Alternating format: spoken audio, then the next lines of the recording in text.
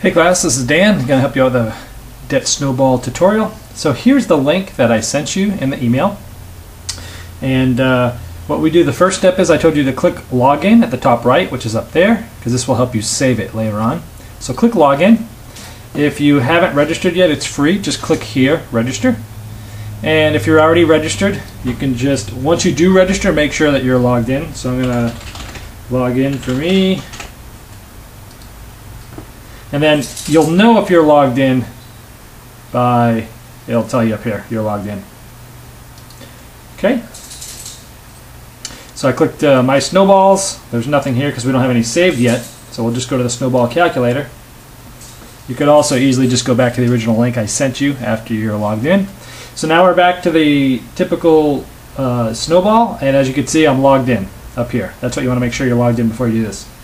So, number of debts. I'm using the debt snowball that's in the Dave Ramsey class that they showed on the screen, and it's in your book from this past chapter. I'm going to use the last 4 debts because he paid off the diagnostic debt as a garage sale.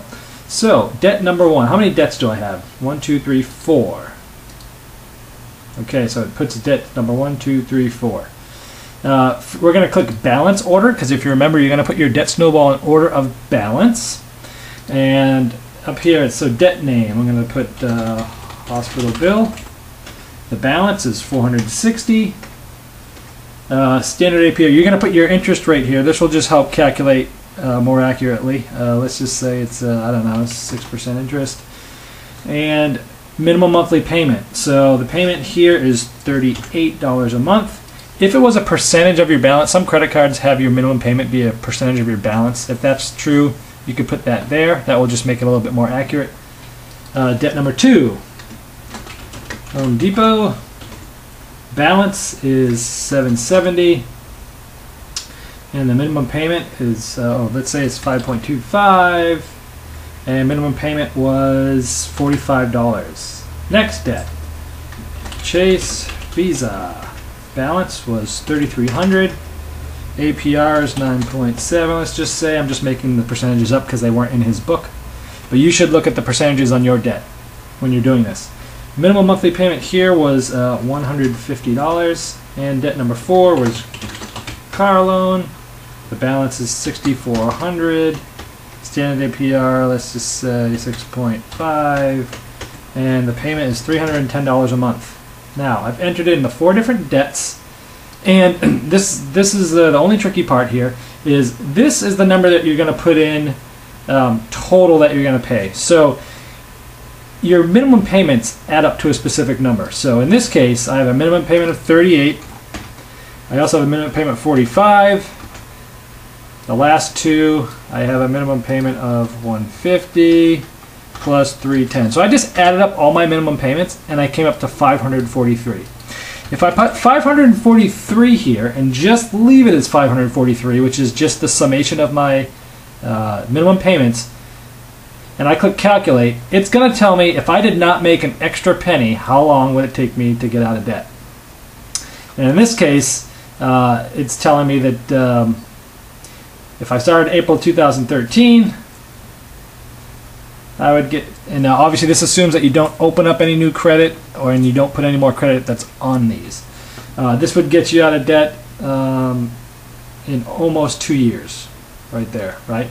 So let's see what happens if we add to this. So let's say after I enter my budget, with my zero-based budget, I have $100 extra to put towards my baby step 2. Let's say I already am past baby step 1. I have $1,000. Just assume, if you're not there for this equation, just assume like you have your emergency fund.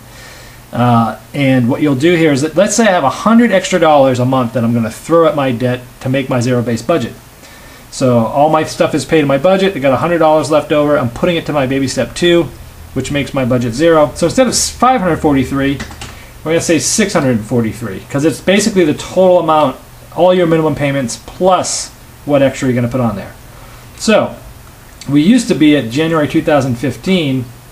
If I calculate again,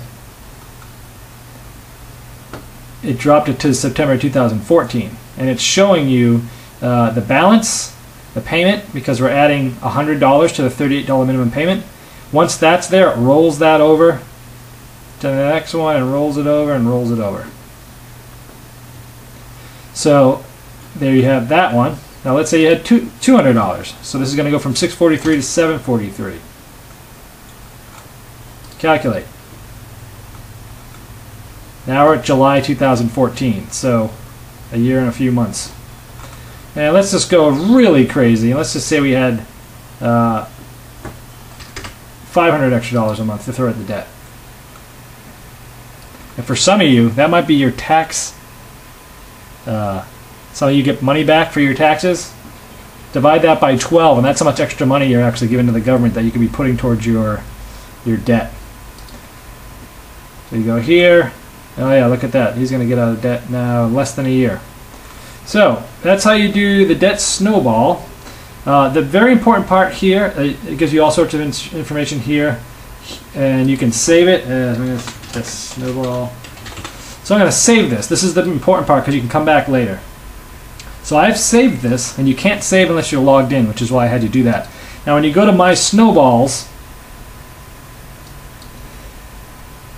I now have my test snowball, and if you say, you can save more than one. And the cool thing is you can go back and edit it.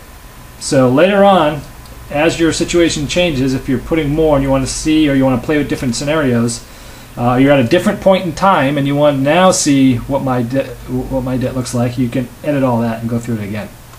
So that's how you do the debt snowball.